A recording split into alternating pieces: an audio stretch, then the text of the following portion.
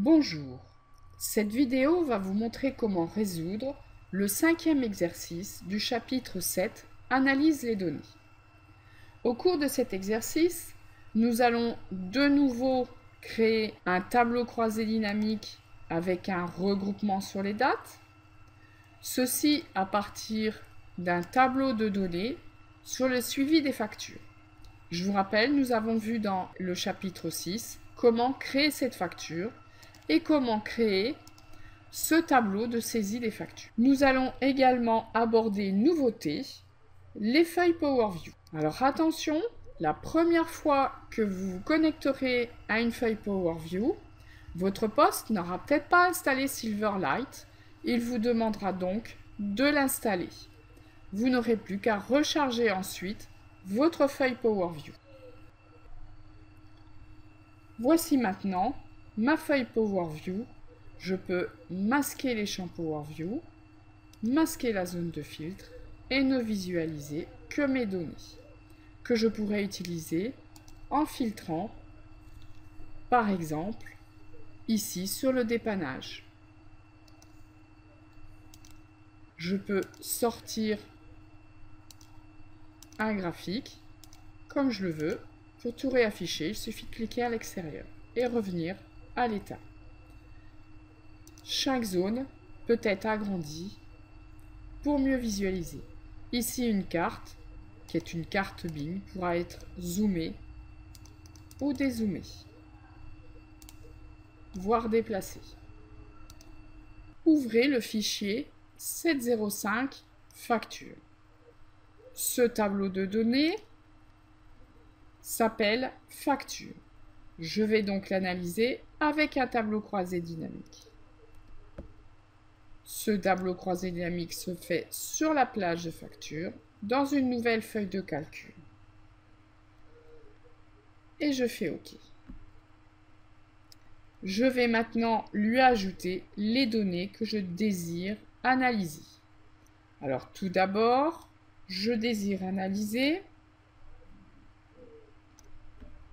le hors-taxe que je glisse dans la zone des valeurs. Puis la TVA,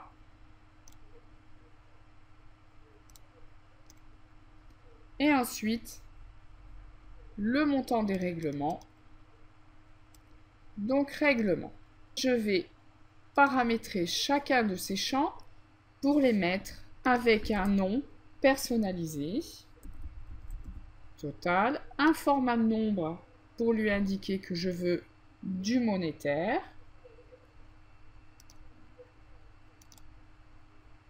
et OK. La TVA également, je refais la même chose.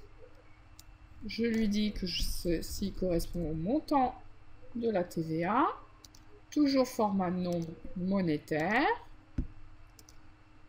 Sur nombre de règlements, je vais d'abord lui indiquer que je veux une somme.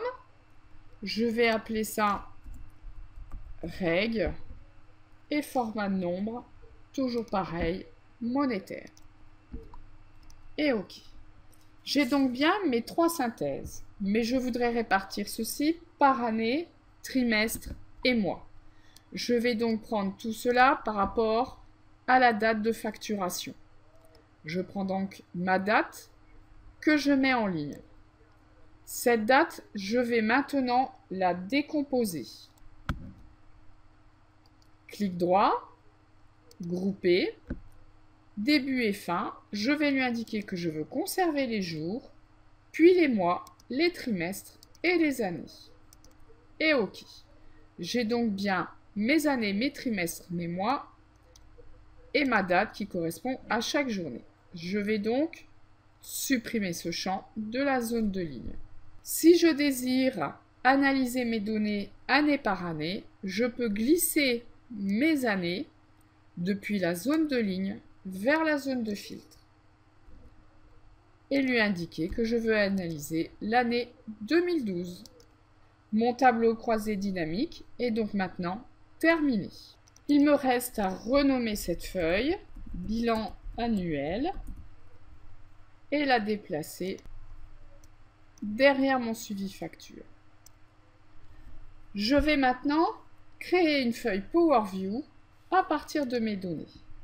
Donc je me remets dans mes données suivi facture, puis dans Insertion, je vais prendre Power View. Attention, Power View est ici uniquement si je l'ai ajouté comme complément. Pour ajouter un complément, sur l'onglet Développeur, je clique sur Complément comme et je vais choisir de cocher Power View. Et OK. Je peux maintenant donc faire Insertion, Power View. Il m'ouvre donc une feuille Power View qui, je le rappelle, est basée sur Silverlight. Ma feuille Power View a automatiquement ajouté un tableau avec mes données.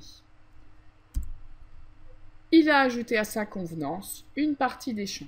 Je vais donc maintenant adapter ces champs. J'ai besoin uniquement de la catégorie, de leur taxe et de la TVA.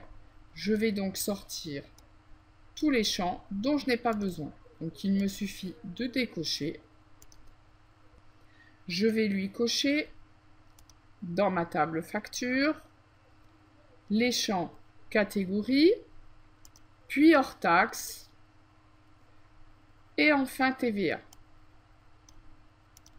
J'ai donc mon tableau ici avec ma catégorie. À ce tableau, nous allons ajouter un camembert où nous afficherons le hors taxe par catégorie. Je clique donc sur la feuille Power View en dehors du tableau existant et je lui sélectionne les champs catégorie, puis hors taxe. Aussitôt, comme vous le constatez, j'ai un tableau qui vient de s'ajouter dans mon Power View.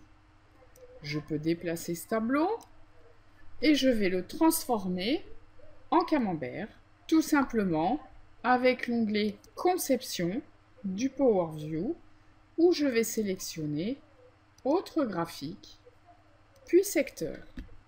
Voici mon camembert. Je l'agrandis pour le mettre en place et il est installé. Je vais maintenant ajouter une carte qui m'affiche en secteur mon hors taxe par ville et par catégorie. Donc je clique dans un endroit vide de mon Power View, je sélectionne les champs qui m'intéressent, c'est-à-dire catégorie, ville et hors taxe. À partir de ce tableau qui est sélectionné, dans l'onglet Conception, je vais les choisir d'utiliser carte. Cela m'est possible puisque j'ai la ville qui va me permettre de repérer ma carte. Elle s'est installée quasi instantanément. Je peux l'agrandir, puis la zoomer ou déplacer à ma convenance. Je peux maintenant mettre en forme mon Power View en cliquant tout d'abord un titre, bilan, puis en choisissant le thème sur l'onglet Power View. Ici, je peux choisir un thème. Prenons par exemple ce thème Austin, qui va modifier instantanément toutes mes couleurs. Je reprends Power View. Je peux augmenter la taille du texte. Je peux changer la police, Sego et UI, qui est une police très lisible à l'affichage. Alors il est évident que j'aurais peut-être à modifier l'affichage de certains tableaux et mettre, grâce à Power View, un arrière-plan dont la couleur va dépendre du thème.